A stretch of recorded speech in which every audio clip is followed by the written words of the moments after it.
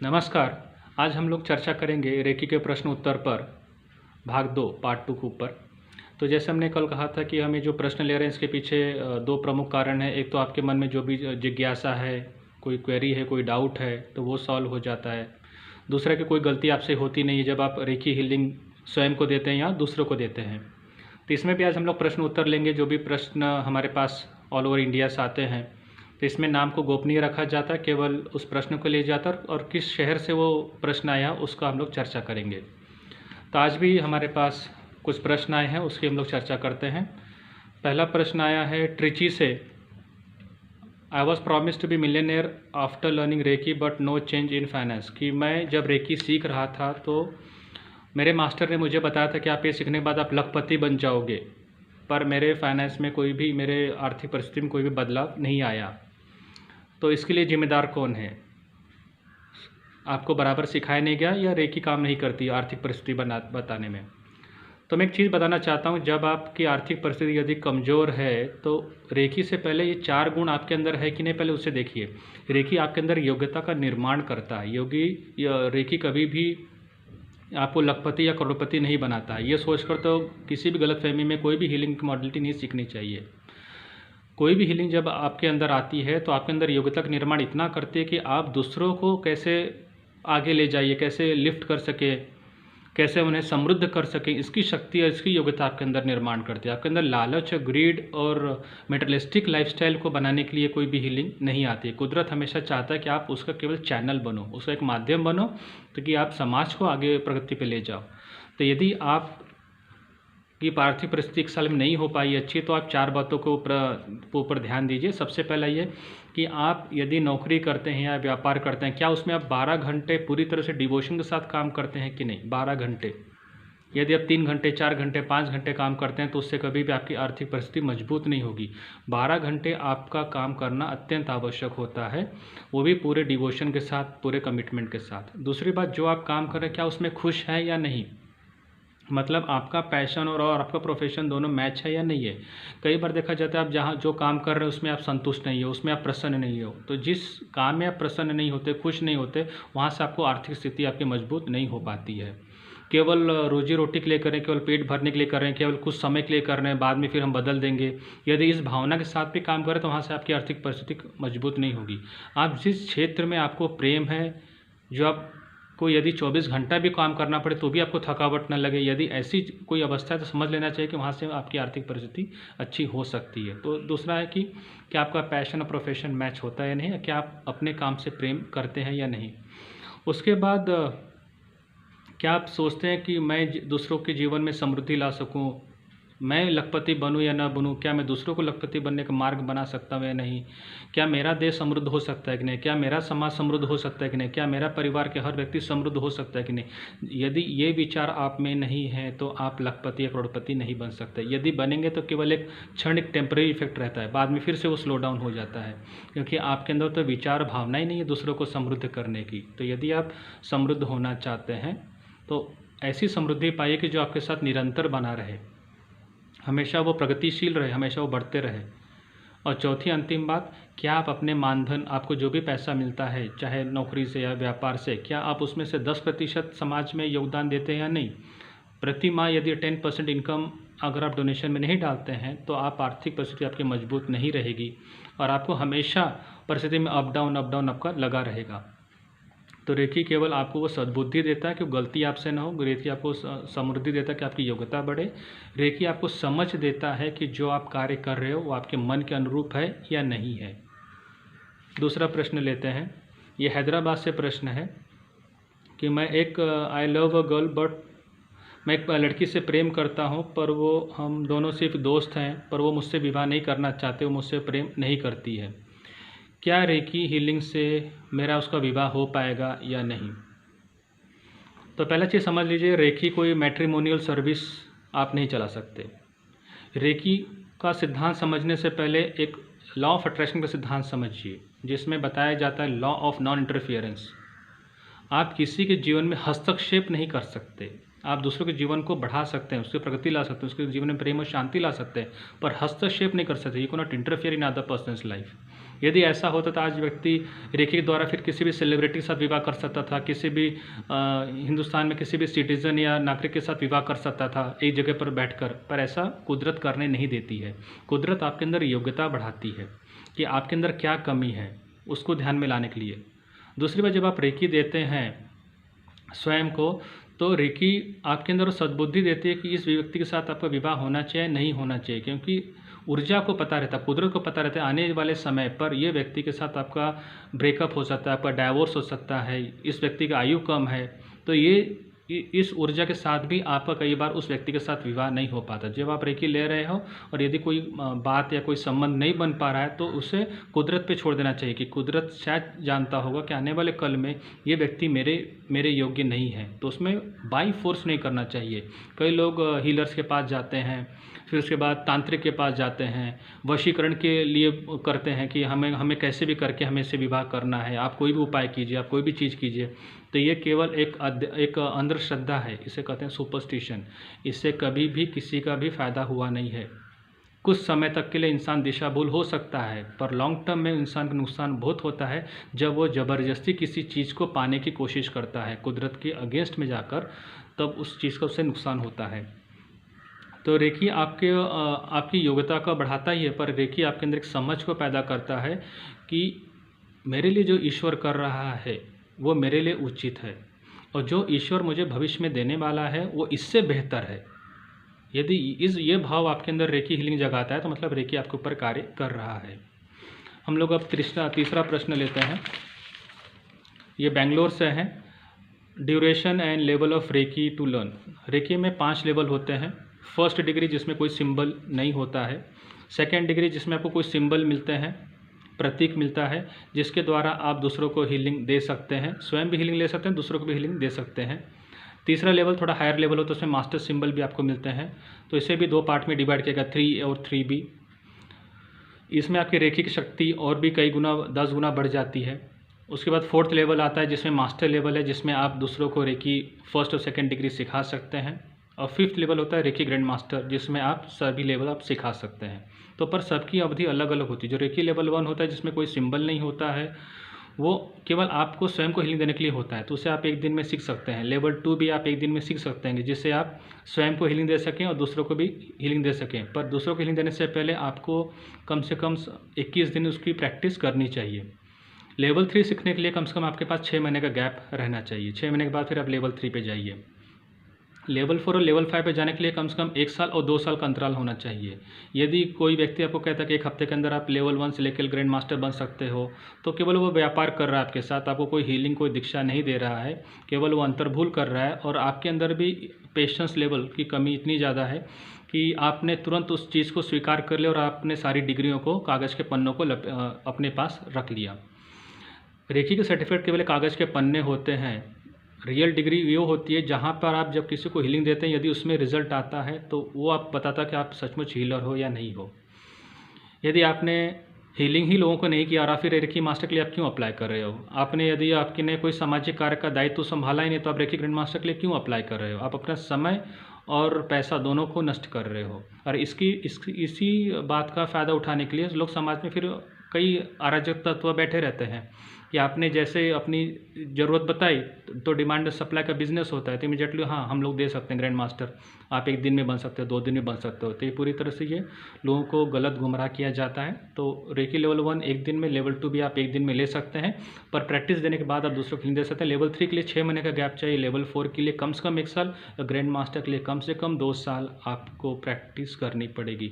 जब तक आपको अनुभव नहीं होगा 200-300 हीलिंग का, तब तक आप मास्टर ग्रैंड मास्टर के बारे में मत इस पे विचार कीजिए। अगला प्रश्न है, जलगांव से है। While giving healing to others, other person should sit और कीप वर्किंग। क्या जब हम लोग हीलिंग रेकी के दूसरों को देते हैं तो क्या उस सामने वाले व्यक्ति को उस समय बैठना चाहिए, ध्यान करना चाहिए, या व्यक्ति को अपना कार्य कर सकता है और आप हीलिंग दे सकते हो? तो इसके 2 उत्तर हैं। टेम्पररी सॉल्यूशन ये है कि व्यक्ति को आप हीलिंग दे दीजिए, यदि वो काम भी कर रहा है, ड्राइविंग कर रहा है, बैठा है, सो रहा है, फिर भी हीलिंग जाती है, हीलिंग काम करती है, पर वो 100% काम नहीं करती, उसे कहते हैं टेम्पररी इफेक्ट। दूसरा है परमानेंट सॉल्यूशन। तो आपको ध्यान रखना है कि आपको परमानेंट सॉल्यूशन देना है कि टेम्परेरी सॉल्यूशन देना है। टेम्परेरी सॉल्यूशन देना है तो आप अपने कंफर्ट और उसके कंफर्ट के हिसाब से इसको हीलिंग दीजिए। यदि आपको परमानेंट सॉल्यूशन चाहिए तो आप भी अपने अंदर अनुशासन लाइए और उससे भी कहिए जो व्यक्ति हीलिंग ले रहा है कि आपको परमानेंट सॉल्यूशन चाहिए या नहीं। यदि उसे परमानेंट सॉल्यूशन चाहिए तो उसे कहिए कि उस समय पे वो ध्यान में बैठे, he should sit in a meditation. Reiki दिन में 2 बार देनी चाहिए, जो मैंने कल पार्ट 1 में बताया था कि सुबह स्नान के बाद और रात में सोने से पहले दिन में 2 बार, वो भी ध्यान की मुद्रा में यदि बैठेगा तो उससे अच्छा रहेगा। दूसरी बात कि उस व्यक्ति को कहिए कि आपका डाइट चार्ट बराबर रखिए। नॉनवेज खाएगा, अल्कोहल लेगा, ड्रग्स लेगा तो उसके ऊपर रेकी का परिणाम नहीं होता है। तो उसे कहिए कि यदि आपको रेकी का परमानेंट सोल्यूशन चाहिए तो आप डाइट को शुद्ध शाकाहार बनाइए। उसके अंदर योगासन प्राणायाम की विधि को कंपलसरी कीजिए कि यदि वो चीज़ करता है तो करना चाहिए। अभी इसमें है कि इंसान 80 साल का 90 साल का योगासन नहीं कर पाता तो कोई बात नहीं, प्राणायाम तो कर सकता है बैठे। यदि प्राणायाम करना भी शुरू किया तो भी उसके अंदर बदलाव आना शुरू होता है। तो उसे प्राणायाम तो कहिए, ध्यान तो कहिए। और अंत में जिस व्यक्ति आपसे हीलिंग ले रहा है, क्या वो चैरिटी के लिए कर रहा है कि नहीं, क्या वो दान पुण्य करता है कि नहीं। यदि वो चैरिटी नहीं करता है तो फिर आप उसको हीलिंग कितना भी दीजिए, उस पर हीलिंग 100% कारगर साबित नहीं हुआ, क्योंकि हीलिंग कभी भी स्वार्थी व्यक्ति के ऊपर काम नहीं करता है। हीलिंग एक कुदरत की ऊर्जा है, ये उसी के पास जाता है जिसके अंदर रिसीविंग एबिलिटी है, और इंसान वही रिसीव कर सकता है जिसके अंदर गिविंग एबिलिटी है। वापस इस बात को मैं दोहराता हूँ, कुदरत ऊर्जा उसी को देता है जिसके अंदर रिसीविंग एबिलिटी है, लेने की क्षमता है, और लेने की क्षमता उसी के अंदर होती है जिसके अंदर देने की क्षमता है, one who has a giving ability. तो यदि आपने देने की क्षमता रखा ही नहीं तो फिर आपका पात्र तो जैसा था वैसे ही भरा, तो खाली तो हुआ नहीं, तो आप कितना रिसीव करोगे। तो चैरिटी होनी चाहिए। तो कुछ लोग आपसे कहेंगे कि मैं तो हाउस वाइफ हूँ, रिटायर्ड हूँ, मैं कैसे चैरिटी करूँ। तो उन्हें कहीं का अन्नदान करें। अन्न तो उन्हें 2 समय का तो मिल ही रहा है। यदि वो पेंशन पे भी हैं तो पेंशन का 10% तो डोनेट कर ही सकते हैं। तो चैरिटी करना उन्हें कंपलसरी कीजिए। अगला प्रश्न है चंडीगढ़ से, I want to take revenge, can Reiki help. मैं एक इंसान का प्रतिशोध, बदला लेना चाहता हूँ, क्या रेकी उसमें मुझे मदद करेगी। तो इसका स्पष्ट उत्तर है, रेकी नहीं करेगी। कई लोग तांत्रिक के पास जाते हैं, हीलर के पास जाते हैं कि मुझे इस व्यक्ति को सबक सिखाने, इस व्यक्ति ने मेरे साथ गलत किया है, आप कुछ तो हीलिंग भेजिए, कुछ तो ऐसी एनर्जी भेजिए कि उस व्यक्ति का सर्वनाश हो जाए, उस व्यक्ति का आर्थिक परिस्थिति खराब हो जाए, संबंध खराब हो जाए, स्वास्थ्य खराब हो जाए। असंभव। रेकी यदि शुद्ध है तो रेकी के द्वारा आप किसी भी व्यक्ति का नुकसान नहीं कर सकते। रेकी केवल सकारात्मक पॉजिटिव चीज़ पर ही काम करता है। तो ये गलतफहमी में छोड़िए। यदि कोई आपको बताता है कि मैं इस हीलिंग के द्वारा आपके उसका रिवेंज ले सकते हो, हीलिंग के द्वारा आप रिवेंज नहीं ले सकते। रेकी केवल आपके अंदर प्रेम उत्पन्न कर सकता है और उस व्यक्ति में प्रेम उत्पन्न कर सकता है आपके प्रति। रेकी आपके अंदर क्षमा भाव को ला सकता है, फॉरगिवनेस को ला सकता है, आपके मन में उसके प्रति और उसके मन में आपके प्रति, ये हो सकता है। तो Reiki can bring love and forgiveness between you and other person, पर रिवेंज नहीं ले सकता। रिवेंज के ऊपर जाना भी नहीं चाहिए। यदि आपको सचमुच किसी से रिवेंज लेना है, किसी से प्रतिशोध लेना है, किसी व्यक्ति ने आपके साथ गलत किया है जो आपके साथ नहीं होना चाहिए, तो सबसे अच्छा प्रतिशोध की भावना है कि आप उससे ज़्यादा सफल हो जाइए, आप उससे 100 गुना आगे जाइए, सहस्त्र गुना आगे जाइए। और जब आप सहस्त्र गुना आगे जाएंगे, जब आप अपना पूरा लक्ष्य अपनी प्रकृति पर लगाएंगे, तो आपका रिवेंज परिपूर्ण हुआ। तो इसे कहते हैं लड़ाई स्वयं से होनी चाहिए, सामने वाले से नहीं होनी चाहिए कि मैं अपनी प्रतिभा को कैसे बढ़ाऊँ। मान लीजिए कोई आपका पार्टनर था, वो लॉयल नहीं था और आपको छोड़ के चले गया आपके बिजनेस पार्टनर्स में, आपके बिज़नेस से। फिर आप क्या कीजिए, आपका बिज़नेस उस समय मुश्किल से 1 लाख या 2 लाख का बिज़नेस साल भर में करता होगा। अब आप संकल्प लीजिए कि मैं अब 1 करोड़ का बिज़नेस करूँगा मैं साल भर में, अगले साल में 10 करोड़ का बिज़नेस करूँगा मैं, ताकि उससे समझ में आना चाहिए कि इस व्यक्ति को छोड़ने के बाद इस व्यक्ति की तो प्रगति हुई है, तो आप पीछे कहाँ पे हटें। तो जब आप इस प्रकार से प्रतिशोध लेते हैं तो समाज में आप एक उदाहरण भी सेट करते हैं कि इंसान टूटा नहीं, इंसान बिखरा नहीं, ये इंसान उल्टा मजबूत बना और मजबूत बन के आगे बढ़ा। तो ऐसे कितने सारे मल्टीनेशनल कंपनीज़ हैं जहाँ पे आपने सुना होगा कि जब इस कंपनी के मालिक को जब निकाला गया था, तो जब वो निकाला गया तो उसके बाद तो कैसा वो वापस रिटर्न हुआ और उसने उस कंपनी को वापस खड़ा किया, उससे भी बड़ा खड़ा किया। यदि बदला लेना होता तो जापान भी अमेरिका का बदला ले सकता था हिरोशिमा और नागासाकी बॉम्ब ब्लास्ट के बाद, पर उसने अपने आप को मजबूत बनाया, आत्मनिर्भर बनाया। तो यदि जापान ऐसा कर सकता है, प्रतिशोध की भावना में न जलते हुए प्रगति की भावना में इसने सोचा है, तो प्रगति हमेशा प्रतिशोध से ज़्यादा मजबूत होती है, ज़्यादा पावरफुल होती है। तो प्रगति के बारे में सोचिए, न कि प्रतिशोध के बारे में। अगला प्रश्न है पूना से, can I leave alcohol drugs by reiki? क्या मैं शराब और ड्रग्स को छोड़ सकता हूँ रेकी के द्वारा? इसका उत्तर है यस, आप बिल्कुल छोड़ सकते हैं, पर टेम्पररी और परमानेंट दो सॉल्यूशंस होते हैं।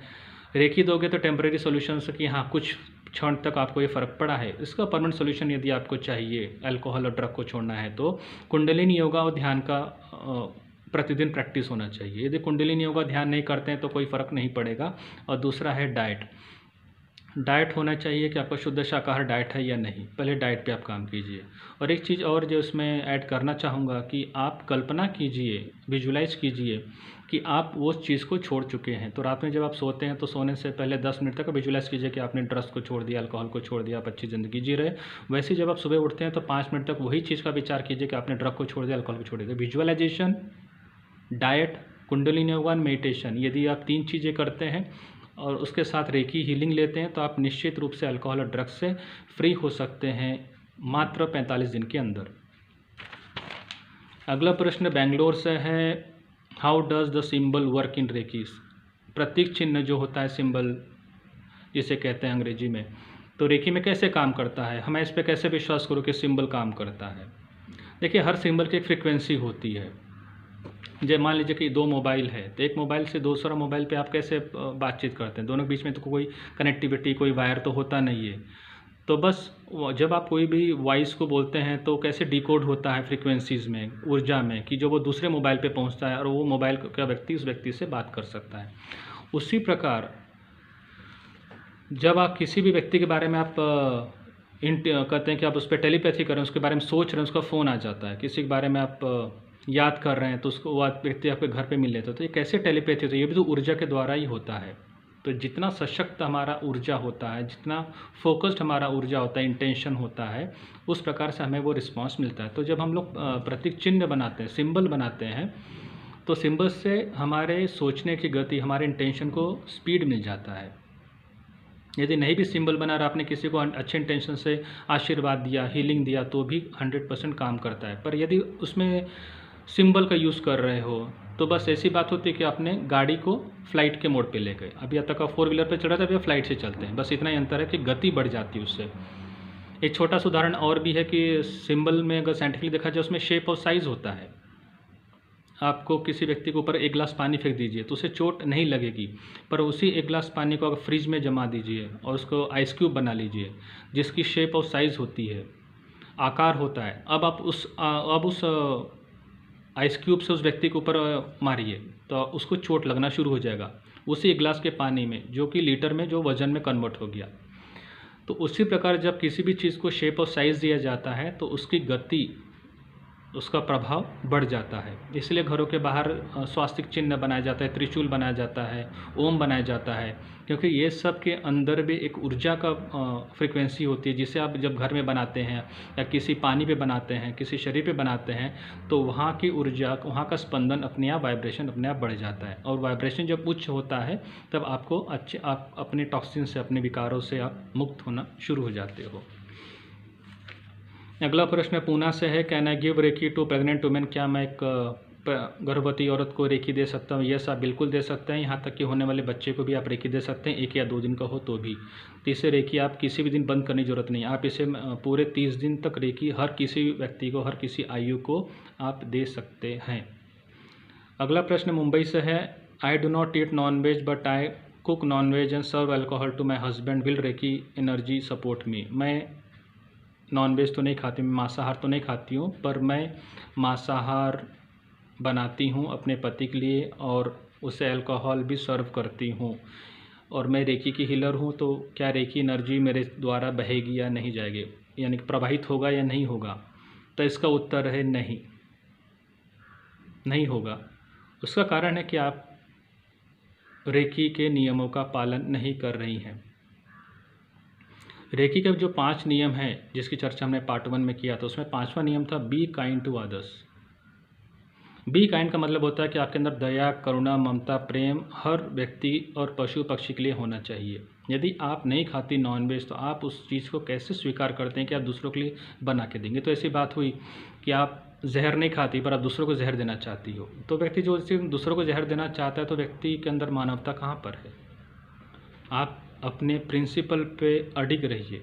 यदि आपको नॉनवेज को पूरी तरह से बंद करना है तो आपके घर में भी नहीं होना चाहिए। जो व्यक्ति जो व्यक्ति वो नॉनवेज को खा रहा है वो आपके साथ रह रहा है, या तो आप घर छोड़ दीजिए तो उस व्यक्ति को छोड़ दीजिए, पर अपने प्रिंसिपल से वहाँ पे कॉम्प्रोमाइज़ नहीं होगा। तो ये बात एकदम स्पष्ट होना चाहिए कि आप किसका माध्यम बनना चाहते। फिर आप या तो रेकी को छोड़ दीजिए कि हाँ मेरे लिए मेटलिस्टिक, मेरे लिए सांसारिक जीवन बहुत महत्वपूर्ण है, तो फिर ये माला, crystal, dress code, label, certificate लगाने कोई भी ज़रूरत नहीं, ये सब दिखावा है, ये सब प्रपंच है। आप यदि उस नियमों का पालन नहीं करती जिसका प्रचार कर रही हो, तो दिखावे में जितना आप करोगे उतना ही आपका नुकसान होगा। इसलिए कई बार देखा गया है कि लोग हीलर बनने के बाद दूसरों का अल्कोहल छुड़ा देते हैं, पर उनके घर में उनका हस्बैंड, उनका पिता, उनके परिवार के लोग ड्रिंक्स लेते रहते हैं, उनका कभी भी छूट नहीं पाता है, क्योंकि उनकी नीयत स्पष्ट नहीं होती है, उनके प्रिंसिपल्स अच्छे नहीं होते हैं, उन्हें जीवन में क्या करना चाहिए उसका कोई मूल्य नहीं है। तो यदि आप अपने जीवन में सचमुच बदलाव लाना चाहती, यदि आप सचमुच अपने परिवार से प्रेम करना चाहती हो और आप रेकी के चैनल बनना चाहती हो, तो आप संपूर्ण रूप से नॉनवेज, अल्कोहल, ड्रग्स से पूरी तरह से अलविदा हो जाइए। तभी जाके आप कह सकते हो कि हाँ मैं भगवान बुद्ध के पंचशील का भी पालन करती हूँ। सूरा में मज्ज पमाद ठाणा वीरमणि शिक्षा पदम समाधियामी। तो ये भगवान बुद्ध के 5वां पंचशील था। तो उन्होंने इस बात को क्यों कहा था उन्होंने आज से 2500 साल पहले? क्योंकि उन्हें पता था कि यही चीज़ इंसान की बुद्धि को भ्रष्ट करता है, यही चीज़ इंसान के चक्रास को अनबैलेंस करता है। तो जो चीज़ आप नहीं लेती और वही दूसरे व्यक्ति को यदि आप सर्व कर रही हो तो आप भी उसी पाप में भागीदार हो रही हो। तो आप रेकी के एनर्जी को संपूर्ण उपयोग नहीं कर पा रही हो। आखिरी प्रश्न लेते हैं। ये प्रश्न पटना से है। Why gratitude is important in reiki? आभार क्यों रेकी में इम्पॉर्टेंट है? आभार कहने से पहले यह कि जो आभार किसे कहते हैं? जो आप देते हो वही आप ले सकते हो।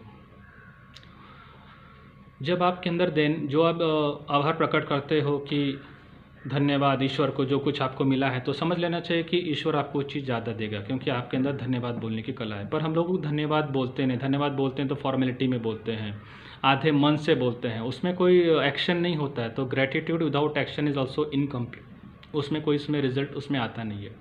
तो ग्रेटिट्यूड कैसे दें और किसे दें? ग्रेटिट्यूड आपके सांस में बसनी चाहिए।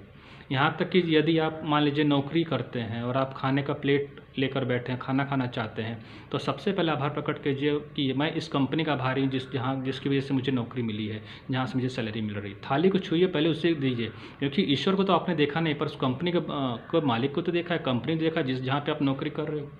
यदि आप व्यापार कर रहे हो तो जैसे आप खाने की थाली आती है, पहले आप धन्यवाद दीजिए कि मैं अपने ग्राहकों का आभारी हूँ जिनकी वजह से मुझे थाली मिली है, क्योंकि उस ग्राहक में ही ईश्वर बसते हैं, उस कंपनी में ही ईश्वर बसते हैं। तो आभार यदि आपने प्रकट नहीं किया तो आपके कस्टमर आपसे दूर हो जाते हैं, फिर आपको बहुत सारे कस्टमर कंप्लेंट्स आते हैं। उसके बाद फिर जब आप जॉब पे रहते हो फिर आपका अप्रेजल बराबर नहीं होता, आपकी जॉब छूट जाती है, क्योंकि आपने कभी आभार तो प्रकट किया ही नहीं। तो उसी प्रकार आपको आभार प्रकट करना चाहिए अपने संतान का, अपने वास्तु का, अपने माता पिता का, पूर्वजों का, इन सब का आभार प्रतिदिन। जैसे आप सुबह उठते पहले इनका आभार प्रकट कीजिए, मन ही मन में उन्हें थैंक यू बोलिए। मैं आभारी हूँ अपने वास्तु का, मैं आभारी हूँ माता पिता का, मैं आभारी हूँ अपने संतान का, मैं आभारी हूँ उस देश का जहाँ पे मेरा जन्म हुआ, आभारी हूँ मैं समाज का। तो ये आप सुबह जब उठते हैं तभी आप 3-3 बार इसे मन में कहिए, और रात को सोते समय दिन में 2 बार आपको आभार प्रकट करना चाहिए। सबसे अच्छा आभार यदि आपको प्रकट करना है इन सब टेक्निक के अलावा भी, तो शुरुआत उस व्यक्ति से कीजिए आभार जिस व्यक्ति ने आपके जीवन में सबसे ज़्यादा दुख दिया है, सबसे ज़्यादा आपको तकलीफ़ दिया है, जो व्यक्ति आपको आधे रास्ते पे छोड़ के चला गया, आप उसका आभार पहले प्रकट कीजिए। हे ईश्वर, मैं इस व्यक्ति का आभारी कि इसने मेरे लाइफ से चला गया, मैं इस व्यक्ति का आभारी हूँ कि इस व्यक्ति ने मुझे सबक सिखाया। देखिए, जो व्यक्ति आपको चोट देता है, जो व्यक्ति आपको आधे रास्ते पे छोड़ के चले जाता है, वह वास्तव में यही आपका सबसे बड़ा गुरु होता है। यदि आपने इसको आभार प्रकट नहीं किया तो आप इसके कर्म बंधन के साथ हमेशा बंधे रहेंगे। हर जन्म में व्यक्ति आपके पास आएगा, हर जन्म में आपके साथ यही घटना पुनरावृत्ति होती रहेगी। तो जब आप आभार प्रकट करते हो उस व्यक्ति के प्रति जिसने आपको काफ़ी वेदना दी है, तकलीफ़ दी है भूतकाल में या वर्तमान काल में, तो आप उस व्यक्ति के साथ न केवल क्षमा कर रहे हैं, मन से क्षमा कर रहे हैं, बल्कि आप उस बंधन से भी आप मुक्त हो रहे हैं पूरी तरह से। वो व्यक्ति जहाँ पर है वहीं पर रहेगा। हो सकता है उसके अंदर कोई बदलाव हो या ना हो, पर फॉरगिवनेस में एक चीज़, पहला जो शब्द आता हुआ होता है एफ का मतलब होता है फ्रीडम। आप मुक्त हो जाते हो, आप उस व्यक्ति से मुक्त हो जाते हो और आप किसी भी घटना को फिर नकारात्मक ढंग से जियोगे नहीं। आपके मन में रिवेंज की भावना नहीं रहेगी, आपके अंदर बदला की भावना नहीं रहेगी, प्रतिशोध की भावना नहीं रहेगी और आप हर बातों को सकारात्मक ढंग से लेंगे। तो आप कहिए कि मैं अपने सासू माँ का भारी हूँ, मैं अपने पार्टनर का भारी हूँ। जहाँ जहाँ पे आपका विरोध किसी के साथ हुआ है, मतभेद हुआ है, अलगाव हुआ है, तो उस व्यक्ति का नाम लेकर जब आप आभार प्रकट करते हैं सुबह और शाम में, तो आपकी प्रगति निश्चित हो जाती है। आप उस व्यक्ति के विचारों से आप मुक्त हो जाते हो और आपके अंदर एक सृजनात्मक क्रिएटिव चीज़ें आप फिर जन्म लेती है कि मैं आगे कैसे बढ़ूँ। और आप हर घटना को फिर भविष्य में आने वाली हर घटना को फिर आप सकारात्मक नज़रिए से देखते हैं। फिर उसके बाद जब भी कोई व्यक्ति आपको से तो कोई तकलीफ़ होता है, फिर आप समझते देखो ये व्यक्ति भी आया है, कोई चीज़ मुझे सिखाना चाहता है, कोई चीज़ मुझे समझाना चाहता है, और तब इससे आपकी मनोदशा बदलती है। तो रेकी जब आप करते हो तो रेकी में आभार प्रकट करने की इसलिए विशेष चीज़ दी गई थी कि आप आभार प्रकट कीजिए। जब आप आभार प्रकट करते हैं तो रेकी का फ्लो आपके अंदर सुनिश्चित रूप से आपके शरीर में आ जाता है। हम लोग फिर मिलेंगे अगले सेशन में किसी और नए सब्जेक्ट के साथ। मैं आपका आभारी हूँ कि आप सब लोग समय देकर इस चीज़ को समझ रहे हैं और मैं आशा करता हूँ कि इस चीज़ को आप इम्प्लीमेंट भी करेंगे। और जब तक इसे इम्प्लीमेंट नहीं करेंगे तब तक केवल एक वीडियो रह जाता है। इसे इम्प्लीमेंट करने से उसी क्षण उसी दिन से आपके अंदर बदलाव होगा और वही सही गुरु दक्षिणा होती है किसी भी अच्छे वीडियो को देखने की। तब तक के लिए जय हिंद।